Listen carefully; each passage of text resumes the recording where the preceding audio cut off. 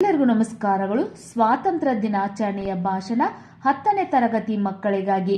ಈ ಒಂದು ಸುಂದರ ವೇದಿಕೆ ಮೇಲೆ ಆಸೀನರಾಗಿರುವ ಗಣ್ಯರೇ, ಮುಖ್ಯ ಅತಿಥಿಗಳೇ, ಪ್ರಾಂಶುಪಾಲರೇ, ಶಿಕ್ಷಕರೇ, ಪೋಷಕರೇ, ನನ್ನ ಪ್ರೀತಿಯ ಗೆಳೆಯರೇ ಹಾಗೂ ಊರಿನ ಹಿರಿಯರೇ, ಎಲ್ಲರಿಗೂ ಸ್ವಾತಂತ್ರ್ಯ ದಿನಾಚರಣೆಯ ಶುಭಾಶಯಗಳು.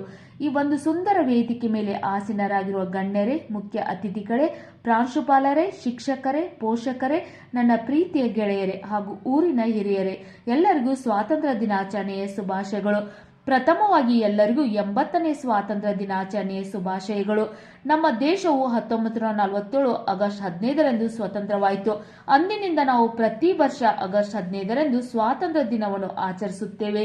ಈ ದಿನ ದೇಶಭಕ್ತಿಯ ಧ್ವನಿಗಳು ಎಲ್ಲೆಲ್ಲಿ ಕೇಳಿ ಬರುತ್ತಿದೆ ಹಾಗೂ ಧ್ವಜಾರೋಹಣ, ಮೆರವಣಿಗೆ ಮತ್ತು ಸಾಂಸ್ಕೃತಿಕ ಕಾರ್ಯಕ್ರಮಗಳೊಂದಿಗೆ ಆಗಸ್ಟ್ 15ನ್ನು ರಾಷ್ಟ್ರೀಯ ಹಬ್ಬವನ್ನಾಗಿ ಆಚರಿಸಲಾಗುತ್ತದೆ.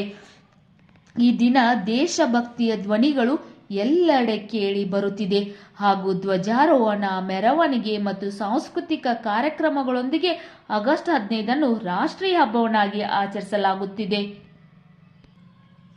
ಭಾರತಾದ್ಯಂತ ಶಾಲಾ ಕಾಲೇಜುಗಳಲ್ಲಿ ಈ ದಿನವನ್ನು ಬಹಳ ವಿಜೃಂಭಣೆಯಿಂದ ಮತ್ತು ಉತ್ಸಾಹದಿಂದ ಆಚರಿಸಲಾಗುತ್ತದೆ. ಸ್ವಾತಂತ್ರ್ಯ ಹೋರಾಟಗಾರರು ಭಾರತಕ್ಕಾಗಿ ಎಲ್ಲವನ್ನು ತ್ಯಾಗ ಮಾಡಿ ಸ್ವಾತಂತ್ರ್ಯವನ್ನು ಪಡೆದರು ಹಾಗೂ ಭಾರತವು ಬ್ರಿಟಿಷರಿಂದ ಸಂಪೂರ್ಣ ಸ್ವಾತಂತ್ರ್ಯವನ್ನು ಪಡೆದುಕೊಂಡಿತ್ತು. ಅದಕ್ಕಾಗಿ ಪ್ರತಿಯೊಬ್ಬ ಭಾರತೀಯ ಹೃದಯದಲ್ಲಿ ಈ ದಿನವು ಮಹತ್ತರವಾದ ಮಹತ್ವವನ್ನು ಹೊಂದಿದೆ. ನಾನು ನನ್ನ ದೇಶವನ್ನು ತುಂಬಾ ಗೌರವಿಸುತ್ತೇನೆ ಎಂದು ತಿಳಿಸುತ್ತಾ ನನ್ನ ಈ ಚಿಕ್ಕ ಭಾಷಣವನ್ನು ಮುಗಿಸುತ್ತೇನೆ. ಜೈ ಹಿಂದ್, ಜೈ ಕರ್ನಾಟಕ.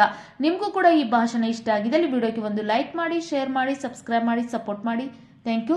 ಈ ಭಾಷಣವನ್ನು ಮತ್ತೊಮ್ಮೆ ಓದುತ್ತೇನೆ, ಸರಿಯಾಗಿ ಬರೆದುಕೊಳ್ಳಿ.